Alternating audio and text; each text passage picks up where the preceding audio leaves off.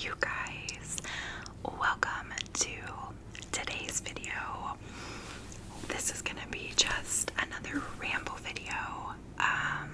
Very casual, very relaxed, very much like that vibe of if we were just sitting down together, hanging out. But like, that's really the vibe that I want this channel to give off.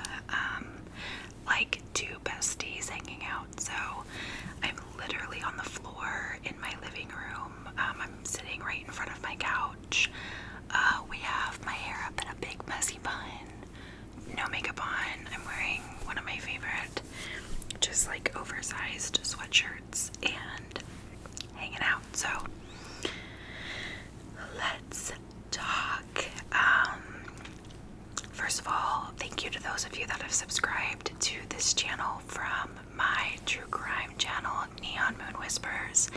I really appreciate your continued support and moving over to my channel that's focused not on true crime. It means a lot to me. I figured for this video I would just talk about today at work and my day in general. It was kind of a hot mess at work. I work from home 2 days a week, and today was one of my at-home days. I like having this hybrid job flexibility because it's nice going into the office. I get a lot of work done in the office, and I get a lot of work done at home. But there's some things that it's just important to be able to see people in person to get done. I do work in healthcare, in end-of-life care specifically, so I work with terminal patients, and I'm a supervisor, so I'm in the office 3 days a week, and then there's 2 days a week that I'm home. So again, today was one of the at-home days, and I usually have more calm days when I work from home, but today was not the case. My typical schedule when I'm at home is I'll wake up almost before I have to start work at 8. I'm kind of a roll out of bed girl and get to work. I would much rather sleep in than get ready if I don't have to. Like if I don't have a big meeting that I have to attend, or if I don't have to be on video camera that day, I will not get ready if I don't have to. But today I got up at 8 and then, or got up right before 8 and then logged in for work. All started out fine. I have this standing 9 o'clock call that I have to be on. And when I'm working from home, I'll just take my work phone with me and plug in my AirPods, and I'll take my dog for a walk and just listen, because most of the time I don't have to talk on it. I'm just listening about the patients, and it's talking about patients that are coming on to service with us for end-of-life care. So I take that opportunity to just go walk in my neighborhood and get some active movement started for the day, because I'm sitting at a desk all day and I don't get to move a whole lot. So I will do that, and I'll try to go for like a mile, but today my dog was not having it. I think we only made it half a mile, and he just, I don't know what his deal was. So we did that though. And then we had this patient that was going to be discharged from our service, and sometimes when you are on hospice care or end-of-life care, what will happen is that you don't decline as quickly as is common for somebody with that same diagnosis. So to qualify for end-of-life care, basically a doctor has to be of the belief that you have a life expectancy of 6 months or less. So in this case, this patient had been on service with us for 6 months, and she was not declining at all. Like, we had no medical records after all of these visits with our nursing team and our doctor indicating that this patient was eligible anymore for hospice. So when that happens, we will discharge them from our service, and it's called a graduation from hospice. So it's a great thing. It means that the patient, they may still be terminal, but they're not declining as quickly as is expected, and so they come off of hospice services. So again, it's a really great thing. But very rarely do you run into the families that are mad that they're getting discharged from hospice, and today that is what we dealt with. This patient's daughter was not happy at all, and I think it's not so much that her mom is not declining. Like, yeah, the daughter was happy that her mom was doing well enough to be able to be discharged from hospice. But when our services stop, that means that we're not sending out nurses, social workers, nursing assistants, or home health aides to help with bathing. Like, we offer a lot of support in any given week. So I think for this patient's daughter, she was really overwhelmed by the fact that she would no longer have this level of support from us. But for us, like, even if they want us to stay, we can't, because we have to abide by the federal government and healthcare, which is Medicare. So basically, this daughter ends up getting really upset and isn't happy with what our doctor is saying. So they called another hospice agency to come out and evaluate this patient. And this other hospice agency, without any medical records, without ever seeing the patient, basically said that they were going to take the patient on service, which, one, completely goes against Medicare and healthcare guidelines. You have to have a doctor see this patient. So, and I won't go into all the nuances of it because I will probably bore you, but long story short, this other agency was not following protocol and was completely going against Medicare. And every 18 to 24 months, agencies like ours will get audited by Medicare, and they'll look at records for different patients.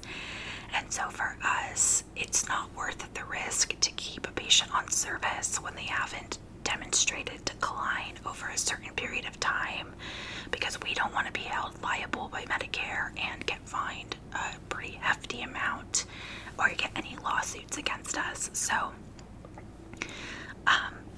but this other agency literally was harassing me and my team today, calling us nonstop, asking us for our medical records, which, one, that completely violates HIPAA because it's not a shared patient, it's not mutual. So I can't just send medical records over to this other entity because they're asking.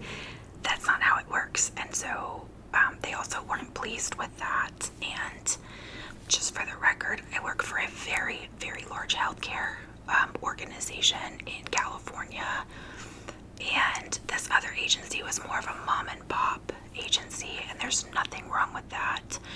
But because we are a Medicare and accredited in a specific way, we have to hold ourselves to a very high standard, and this other agency was either not comprehending what it is I was explaining to them, or they just didn't care.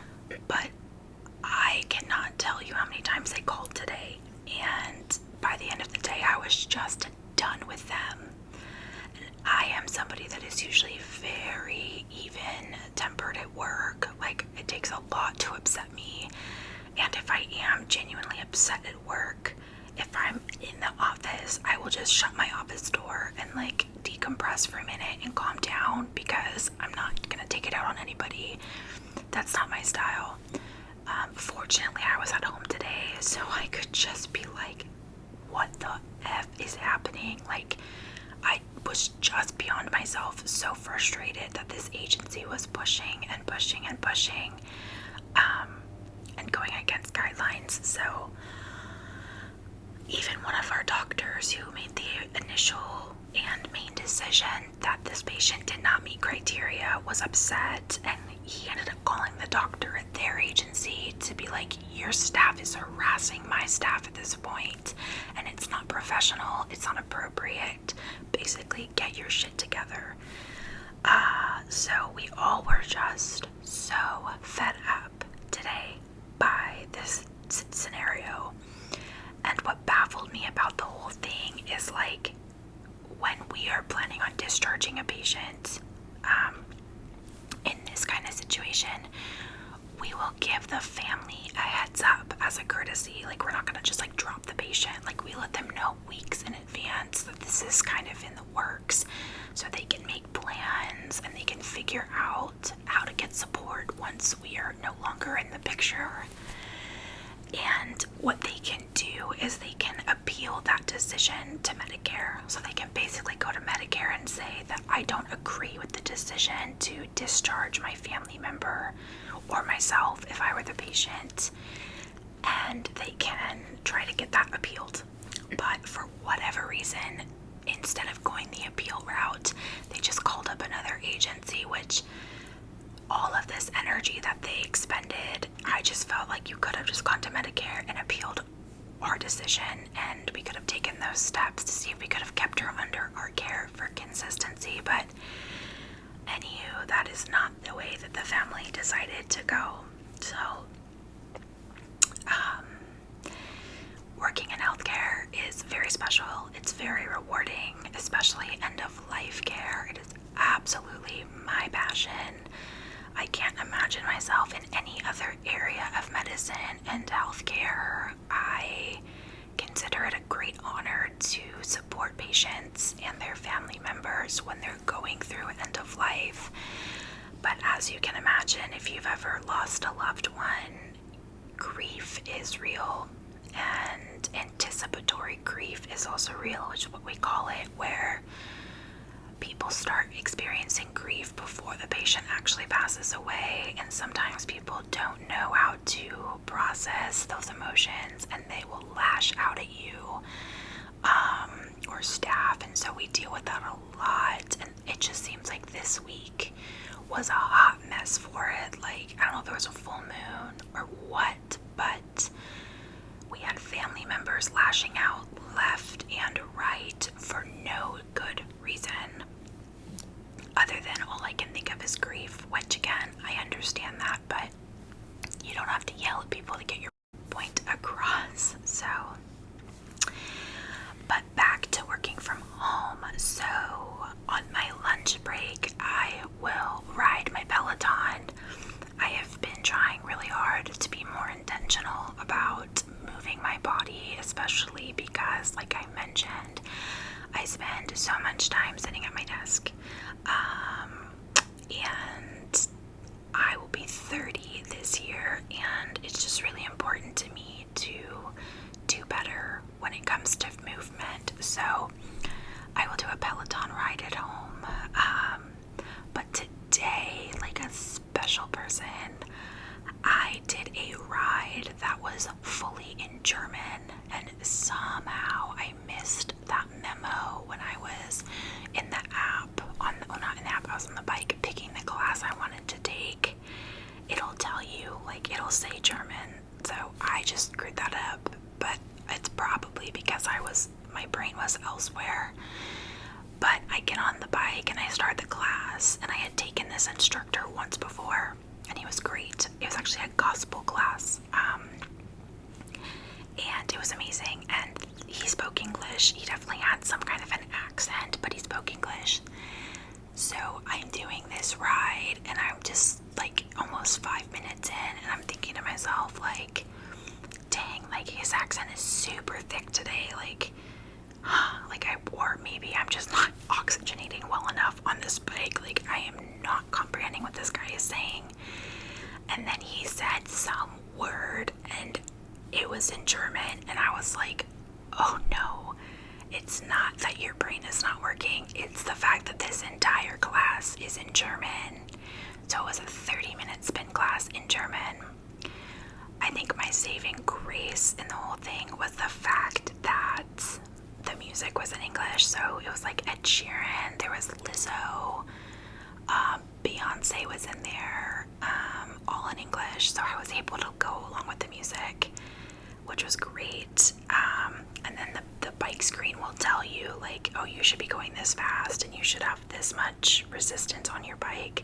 So I was able to follow the numbers, but it took a special kind of focus for my brain to try to understand what this man was saying with like the cues he was giving, because usually they'll tell you like, okay, in 30 seconds you're gonna go do X, Y, and Z, but today I had no clue what was coming, so that was a journey in and of itself. But yeah, that was fun. So I did that, and then I ate my lunch, which was ground chicken with broccoli, my favorite vegetable, oh my gosh, and rice. My boyfriend and I meal prep together for the week, so we have our food ready. Breakfast is my favorite meal of the day, and I am very much like an eggs, bacon, and potatoes kind of girl. But for the last like 5 weeks or so, I've been drinking breakfast smoothies, and I will do almond milk, spinach, mixed berries, Greek yogurt, sometimes half of a banana, flax seed, and then chia seeds. And if I'm really hungry that day, I'll do like a slice of Dave's Killer Bread with cream cheese. And I have never been somebody to drink my breakfast. Like, I probably used to make fun of people that drink smoothies because I was like, I can't do this for breakfast. I want food. I want substance. But I have found that this smoothie that I make really makes me feel good. It feels good on the stomach. It doesn't feel super heavy. It feels pretty light overall, which I really like. I don't want to feel super heavy and bloated in the morning, especially going to work. Like, I'm fine if it's brunch on the weekend or something, but like on a consistent basis, this smoothie has actually been great. And so that's what I do for breakfast. And then recently I've been on a smoked salmon kick. My boyfriend brought some home from Costco like a month ago, and I had never had it before. And I took a bite and I was like, this is insanely good. So now we've been having smoked salmon in the house, and sometimes like I'll make that with like a scrambled egg for a snack, because in our endeavors to be more healthy, we're kind of like watching calories to an extent, but we're really focusing on what's called macros. It's your macronutrients. So we have a fat, protein, and carb ratio that we're trying to follow. So that has a good fat and protein ratio in it. So, and we're actually gonna have it for dinner tonight. I asked him today, I was like, can we please just do like wheat bread with like toast, wheat bread toast with the smoked salmon and eggs, and then have like fruit or something on the side. And then every night we will have some kind of sweet treat. We've been having True Fruit is what it's called. So they have different fruit options, but we like the strawberry. Do we get strawberry or raspberry? I don't know, but it's the berry, and then it's wrapped in white chocolate, and then dark chocolate, and then it's frozen. Oh my gosh, it's so good. And we'll eat those in bed together. Like, we'll weigh it out in a ramekin for the serving size, and then we'll eat those, and then we'll lay in bed and look over our numbers for the day and be like, for me, for example, I can eat 1,700 calories in a day based off the level of exercise that I do in a week. And that's because I want to lose weight, so it like this whole algorithm thing or equation, but 1,700 calories. So we'll be like, okay, I ate 1,645 calories. I hit my protein numbers, or I was under on carbs and I went over on fat. Like, we'll like debrief every night and talk about it and see where we can make changes. So it's kind of cute. It's kind of sweet. So, I think I just bounced around so much between work, Peloton, what I eat in a day, and then my nighttime routine with my boyfriend. He's currently on the Peloton right now, so I'm filming out here, and he puts his headphones in so I can't hear his music. But yeah, so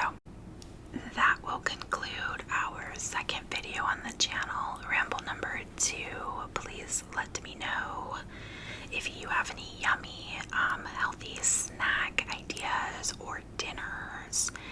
I haven't gotten burnt out on anything yet, but I always love getting input from other people on things that they like to eat.